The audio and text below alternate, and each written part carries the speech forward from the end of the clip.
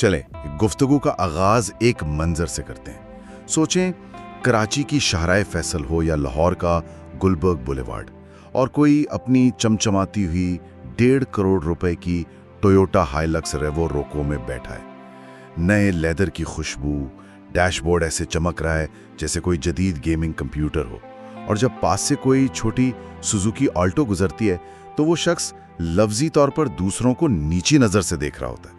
एक एहसास बरतरी है ना, जैसे कोई वडेरा हो, कोई बड़ा सनतकार। ऐसा लगता है कि ये गाड़ी तो बलूचिस्तान के सैलाब से भी निकल जाएगी। लेकिन फिर सवाल ये उठता है कि इस एहसास की हकीकत क्या है? क्या ये वाकई ताकत की अलामत है या सिर्फ एक बहुत ही महंगा दिखावा? आज हम इसी की तह तक पहुंचने की कोशिश करेंगे। पाकिस्तान के शहरी माहौल में इन बड़ी लग्जरी गाड़ियों को रखने की असल कीमत क्या है? और ये वो कीमत नहीं जो सिर्फ शोरूम में अदा की जाती है, ये वो कीमत है जो हर महीने और आने वाले कई सालों तक अदा की जाती है। तो आइए इस मामले का जरा तफसीली जायजा लेते हैं। तो सबसे पहले तो इसकी कीमत पर ही बात कर लेते हैं। एक नई टोयोटा रेवो रोको या फॉर्च्यूनर लेजेंडर आजकल 1.5 करोड़ से 2 करोड़ रुपए के दरमियान है। अब जरा उसका मुवाजना करें एक अच्छे प्रोफेशनल की तनख्वाह से, जो शहरों में शायद 2.5 से 3.5 लाख रुपए माहाना कमाता है। मतलब लोग एक ऐसी गाड़ी खरीद रहे हैं जिसकी कीमत उनकी पूरी सालाना आमदनी से 5, 6 या शायद 7 गुना ज्यादा है। ये तो हिसाब ही नहीं बनता। बिल्कुल, और यही वो पहला कदम है जहां से माली मुश्किलात का पहाड़ खड़ा होना शुरू होता है। ये मुवाजना बिल्कुल दुरुस्त है, लेकिन असल कहानी, जैसा आपने कहा, शोरूम से गाड़ी निकालने के बाद शुरू होती है। वो है माहाना इखराजात की नाखत्म होने वाली दास्तान। हमने फरवरी 2026 के कुछ आदादो शुमार जमा किए हैं ताकि इस फर्क को वाज़ेह तौर पर समझा जा सके। अगर हम एक टोयोटा रेवो रोको का मुवाजना करें एक शहरी माहौल के लिए ज्यादा मुनासिब गाड़ी जैसे टोयोटा करोला ऑल्टस से, तो तस्वीर बिल्कुल साफ हो जाती है। हाँ, ये मुवाजना बहुत दिलचस्प होगा, क्योंकि दोनों गाड़ियाँ काबिल एतमाद समझी जाती हैं, लेकिन इनका मकसद और उनकी कीमत में ज़मीन आसमान का फ़र्क है। तो क्या कहते हैं अदादो-शुमार? अच्छा, अदादो-शुमार काफ़ी हैरानकुन है। एक टोयोटा रेवो रोको अगर बैंक से लीज करवाई जाए तो उसका माहाना कुल खर्च बनता है तकरीबन 4,04,000 रुपए। 4,04,000 रुपए हर महीने? ये तो कई लोगों की सालाना आमदनी से भी ज्यादा है। ये किन चीज़ों पर मुश्तमिल है? इसमें सबसे बड़ा हिस्सा तो सीधा बैंक की किस्त का है, जो आजकल के शरह सूद के हिसाब से तकरीबन 3,15,000 रुपए माहाना बनती है। 3,15,000 सिर्फ किस्त? जी। उसके बाद ईंधन का खर्च आता है। इसका बड़ा 2.8 लीटर का डीजल इंजन शहर में बमुश्किल 8 से 10 किलोमीटर फी लीटर देता है, जिसका मतलब है महीने का तकरीबन 48,000 रुपए का डीजल। फिर आती है इंश्योरेंस, जो ऐसी महंगी गाड़ी की तकरीबन 21,000 रुपए माहाना बनती है। सही। और आखिर में हमने टायर और देखभाल के लिए एक औसत रकम रखी है जो तकरीबन 15,000 रुपए माहाना है। ठीक है, तो ये कुल मिलाकर 4 लाख से ऊपर चला गया। अब इसके मुकाबले में करोला ऑल्टस का क्या हिसाब है? करोला ऑल्टस का माहाना कुल खर्च तकरीबन 1,87,000 रुपए है। 1,87,000? जी। इसमें बैंक की किस्त कम है, ईंधन की बचत बहुत ज्यादा है क्योंकि ये आराम से 15 से 17 किलोमीटर फी लीटर दे देती है, इंश्योरेंस भी कम है और देखभाल के अखराजात भी काबू में रहते हैं। तो अगर दोनों का फर्क निकालें तो फर्क बनता है तकरीबन 2,17,000 रुपए हर महीने। एक मिनट, अगर मैं ये बात सही समझ रहा हूँ तो हिसाब ये बनता है कि सिर्फ गाड़ी में थोड़ा ऊंचा बैठने और सड़क पर ज्यादा जगह घेरने की कीमत 2,17,000 रुपए माहाना है? जी बिल्कुल। ये रकम तो पाकिस्तान में एक सीनियर मैनेजर की पूरी तनख्वाह होती है। क्या ये वाकई? ये बिल्कुल दुरुस्त है, और ये तो सिर्फ वो अखराजात हैं जो नजर आ रहे हैं। इसमें गैर मुतवक्के अखराजात शामिल ही नहीं है। मिसाल के तौर पर रिव्यू के बड़े टायर्स का एक सेट, वो आपको 2 लाख रुपए से ज्यादा का पड़ेगा। अच्छा। जबकि करोला के टायर 70-80 हजार में आ जाते हैं। उन बड़ी गाड़ियों की सस्पेंशन शहरी सड़कों के लिए नहीं बनी होती, उस पर जल्दी काम निकल आता है। सही। एक मामूली सा सस्पेंशन का काम भी 50 से 60 हजार से शुरू होता है। इसके बरक्स करोला के पुर्जे भी सस्ते हैं और उसका काम करने वाला मैकेनिक भी हर जगह आसानी से मिल जाता है। तो ये 2,17,000 रुपए का फर्क तो एक कम से कम तखमीना है। बिल्कुल। तो ये 2,17,000 रुपए का माहाना फर्क तो बहुत बड़ा है, लेकिन मुझे लगता है कि असल नुकसान सिर्फ ये खर्च होने वाला पैसा नहीं, बल्कि वो पैसा है जो इसकी वजह से कमाया नहीं जा सका। इसी को मईशत की जुबान में अपॉर्चुनिटी कॉस्ट कहते हैं। ठीक कहा ना मैंने? आपने बिल्कुल सही पकड़ा, और ये वो नुक्ता है जो अक्सर लोग नजरअंदाज कर जाते हैं। वो सिर्फ माहाना किस्त को देखते हैं, लेकिन उस पैसे की असल ताकत को नहीं देखते जो वो खर्च कर रहे हैं। आइए आपके नुक्ते को एक मिसाल से समझते हैं। फर्ज करें कि दो मुतवाजी दुनियाएं हैं। एक दुनिया में एक शख्स ने 1.5 करोड़ की रीवो रोको खरीदी। दूसरी दुनिया में उसी शख्स ने एक समझदारी का फैसला किया और एक मुनासिब कीमत वाली करोला या यारिस तकरीबन 45 लाख रुपए में खरीद ली। अब सवाल यह है कि 5 साल बाद उन दोनों की जिंदगियों में क्या फर्क होगा? ये एक बहुत दिलचस्प जहनी मश्क है। तो 5 साल बाद क्या मंजर होगा? फर्क जमीन और आसमान का होगा।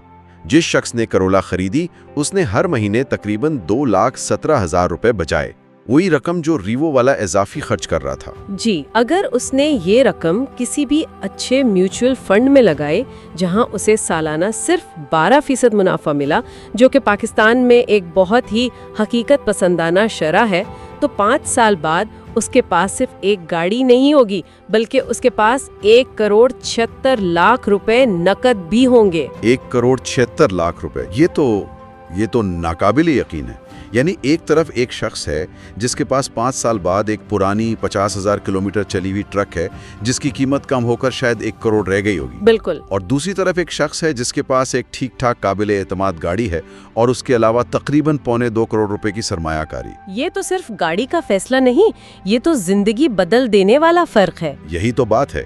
इस रकम से तो DHA में एक छोटा प्लॉट खरीदा जा सकता है या मलीर में एक फार्म हाउस बन सकता है। तो इसका मतलब ये है कि किसी ने ट्रक नहीं खरीदा, उसने अपने मुस्तकबिल में तकरीबन 2 करोड़ रुपए का एक गड्ढा खरीदा है। बिल्कुल।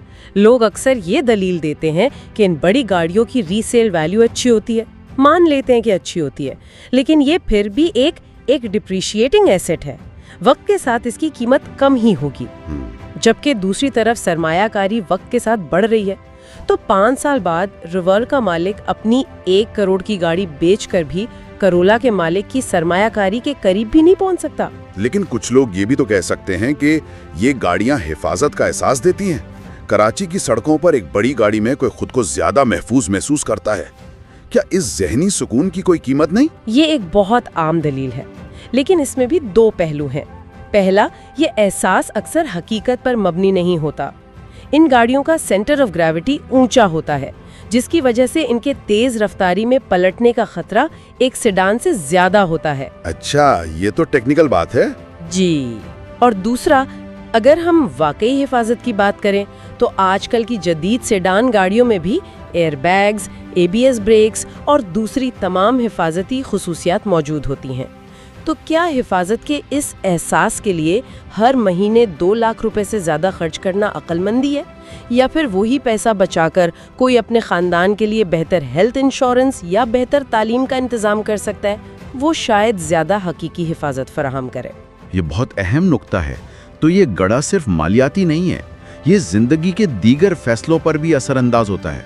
मतलब सिर्फ पैसा नहीं गंवाया जा रहा, मौके घुमाए जा रहे हैं। बिल्कुल। वो कारोबार जो शुरू किया जा सकता था, वो आला तालीम जो हासिल की जा सकती थी, या वो दुनिया का सफर जिसका ख्वाब देखा था, वो सब कुछ उस ट्रक के माहाना अखराजात के धुएं में उड़ जाता है।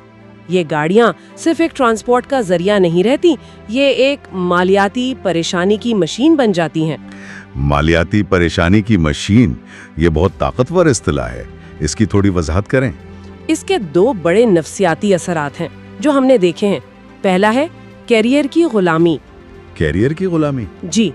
जब किसी को ये मालूम हो कि हर महीने की 5 तारीख को बैंक उसके अकाउंट से 3 लाख रुपए से ज्यादा की किस्त काट लेगा, तो वो अपनी नापसंदीदा मुलाजमत छोड़ने या कोई नया कारोबार शुरू करने का खतरा मोल नहीं ले सकता। सही। वो अपनी मेज के साथ, अपने कंप्यूटर के साथ एक तरह से हथकड़ियों में जकड़ा हुआ होता है। यानी ये एक ऐसा जाल है जो इंसान खुद अपने लिए बनता है।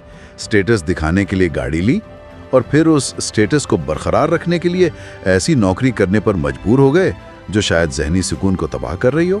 ऐसा ही है। ये तो एक तरह की जदीद दौर की गुलामी हुई। अपनी आज़ादी एक धाती डब्बे के एवज बेच दी। बिल्कुल। उस बॉस को बर्दाश्त करना पड़ता है जिसे कोई पसंद नहीं करता, वो काम करना पड़ता है जिससे नफरत है क्योंकि कोई दूसरा रास्ता नहीं होता। गाड़ी मालिक बन जाती है, इंसान उसका मालिक नहीं रहता।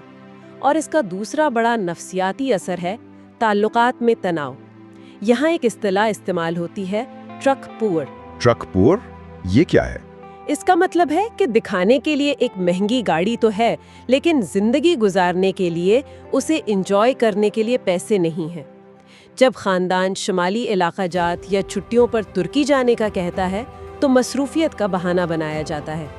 हकीकत ये होती है कि इतने पैसे ही नहीं होते, क्योंकि वो सब तो गाड़ी की किस्त और डीजल में चले जाते हैं। मुझे याद है एक दोस्त ने मजाक में कहा था कि उसने पिछले साल गाड़ी के टायर बदलवाए थे और वही उस साल की फैमिली वेकेशन थी।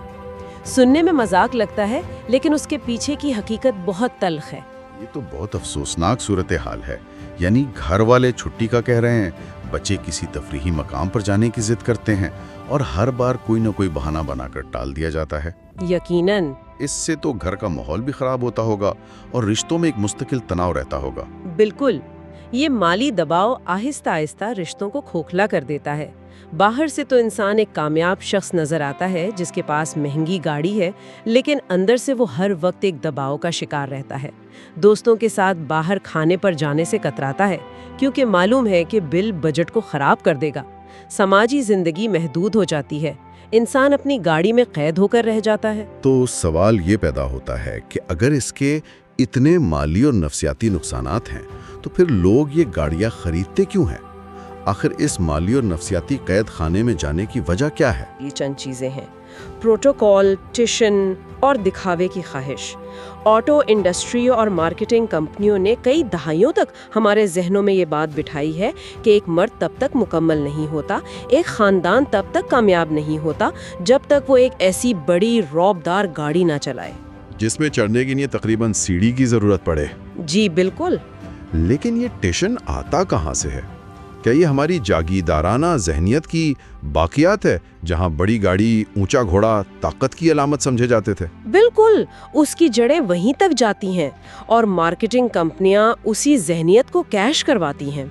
उनके इश्तिहारात देखें, गाड़ी को हमेशा बुलंदो बाला पहाड़ों, गहरे दरियाओं में दिखाया जाता है। सही। एक मर्द उसे चला रहा होता है जो हर मुश्किल पर काबू पा लेता है, जबकि हकीकत ये है कि 99% खरीदार इसे क्लिफ्टन, डिफेंस या गुलबर्ग की ट्रैफिक में ही चलाते हैं, जहां उनका सबसे बड़ा एडवेंचर पार्किंग की जगह ढूंढना होता है। तो ये एक ख्वाब बेचने का कारोबार है, एक कॉस्ट्यूम या बहरूप पहनकर गाड़ी चलाने के मुतरादिफ। यही सबसे बड़ा फरेब है।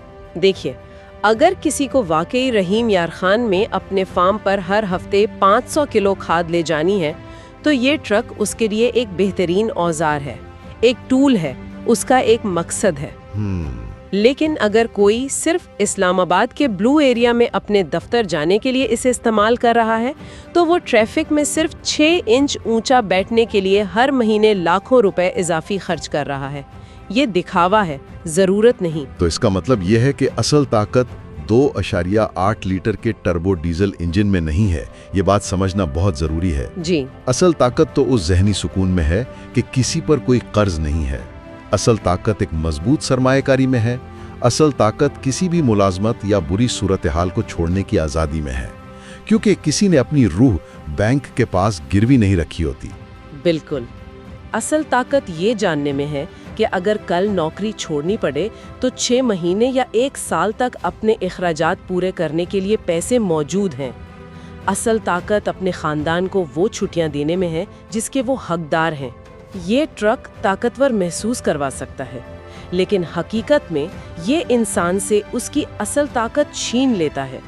आज की गुफ्तगू का खुलासा किया जाए तो ये इंतखाब सिर्फ 2 गाड़ियों के दरमियान नहीं है। नहीं, बिल्कुल नहीं। ये इंतखाब है एक आर्जी समाजी हैसियत और तवील मुद्दती माली आज़ादी के दरमियान। ये इंतखाब है लोगों को दिखाने के लिए अमीर नजर आने और हकीकत में अमीर होने के दरमियान। जी, وہ اونچی نشست، وہ رعبدار شکل، وہ سب کسی کے مستقبل کی قیمت پر آتی ہے۔ آج سڑک پر تھوڑا اونچا نظر آنے کے لیے اپنے کل کے بہت سے خوابوں کو نیچا کرنا پڑتا ہے۔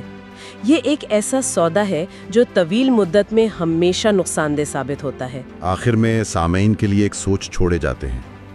اگلی بار جب سڑک پر ان میں سے کوئی شاندار چمکتی ہوئی ٹرک نظر آئے تو یہ پوچھنے کے بجائے کہ یہ کتنے کی ہے، شاید یہ پوچھنا ایک بہتر سوال ہوگا کہ اس کے مالک کو اس کی اصل قیمت کیا پڑی، اس کے خوابوں، اس کی آزادی اور اس کے ذہنی سکون کی شکل میں۔